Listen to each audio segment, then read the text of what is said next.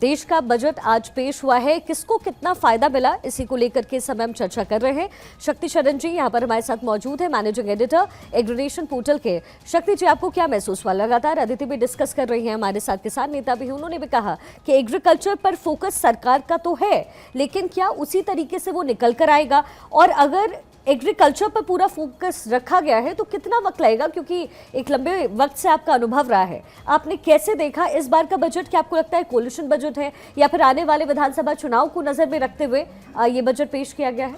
देखिए, अगर एग्रीकल्चर और किसान इस देश की रीढ़ की हड्डी रहे अर्थव्यवस्था की, अगर भारत को तीसरी सबसे बड़ी अर्थव्यवस्था बननी है और आने वाले निकट भविष्य में बनना है, तो कृषि से ही वो बूस्ट मिलने वाला है।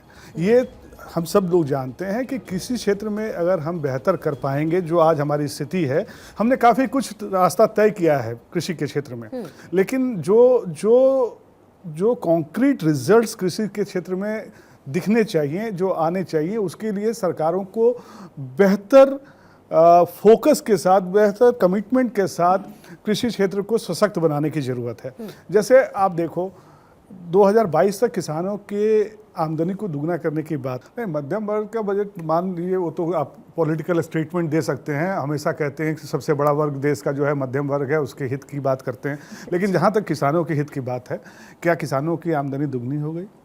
क्या उनको जो बीमा का कवर मिलना था, उससे उसका जो अम्ब्रेला था, वो क्या एक्सपैंड किया गया?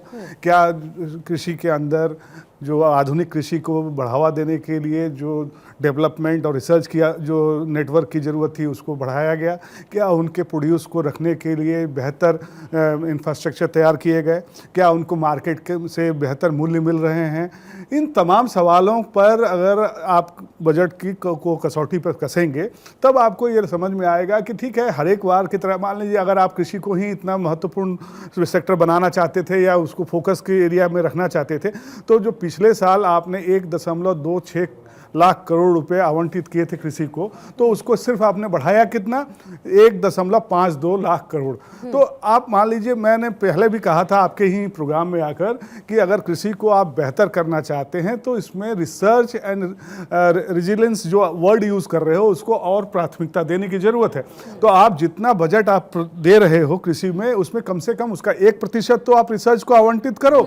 आप उस पर तो आप कहीं कुछ बात नहीं कर रहे हो। तो इन तमाम मुद्दों को अगर आप देखेंगे, सिर्फ देखिए, कह देने से कि कृषि आधारित देश है भारत, तो कृषि आधारित देश है और इसके 70% लोग कृषि से रोजगार पाते हैं, तो इसलिए आपको ये कहना आपकी मजबूरी है कि हम किसान और कृषि को प्राथमिकता दे रहे हैं। लेकिन क्या वास्तव में वो प्राथमिकता कहीं ट्रांसलेट होता हुआ दिख रहा है? तो मुझे ऐसा नहीं दिखता कि अगर आप प्राथमिकता देते तो वो फिगर्स में, वो नंबर्स में दिखता चाहिए था। अच्छा अदिति, चूंकि हम पॉलिटिकल कॉरिडोर हर शाम 4:30 बजे करते हैं, तो जाहिर है अब पॉलिटिकल कॉरिडोर में हमारा डिस्कशन जो होता है वो यही होता है अदिति, कि अब आने वाले समय में पॉलिटिक्स किस दिशा में जाएगी।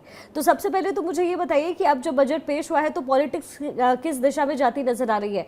और इसके साथ ही, क्योंकि हरियाणा में चुनाव यानी किसान का मुद्दा, बिहार में अगले साल चुनाव, इसको लेकर के जो बजट वहां के लिए अलॉट किया गया है, जिसको कोलिशन बजट भी हम कह रहे हैं, ये क्या मोदी सरकार की अब मजबूरी हो गई है, 240 वाली मजबूरी, जिसकी वजह से इन दोनों पे ही फोकस करना है, एक पॉलिटिक्स, दूसरा कोलिशन को बचाने के लिए? अभी तक तो ऐसा नहीं लग रहा था कि कोलिशन को बचाने की जरूरत पड़ेगी। इसको आप तोहफे की तरह भी देखें। देखिए, विपक्ष तो कह देगा कि ये कोलिशन वाला जिसका हम जिक्र कर रहे हैं कि बिहार और सिर्फ 240 वाला, लेकिन अभी तक जो फैसले हुए हैं उसमें ऐसा तो नहीं लगा कि कोई प्रेशर किया गया है। ये बात अलग है कि तोहफे की तरह के आप हमारे सहयोगी हैं और ये तोहफा आपके लिए। ये बात सही है कि अंडर द कारपेट वो कह रहे हैं कि आप हमें अगर स्पेशल राज्य का दर्जा नहीं दे सकते किन्हीं कारणों की वजह से, तो आप स्पेशल पैकेज दीजिए। अब आते हैं चुनाव। देखिए, जाहिर तौर पे हर बजट का एक मैसेज होता है। मुझे याद है अशोक गहलोत सरकार का जो आखिरी बजट था, वो ऐसा बजट था जो आज तक किसी सरकार ने उस तरीके से, अगर हम पिछले 20 सालों में जाते हैं, तो उसमें उन्होंने जिले बढ़ा दिए थे 33 से 50, और ऐसा इस तरह का बजट कि जब आप अगर जेब खाली छोड़कर आप हॉस्पिटल जाइए और बड़े से बड़ा ऑपरेशन कराकर वापस आ जाइए, आपको 1 रुपया नहीं देना है। एक कार्ड के चलते।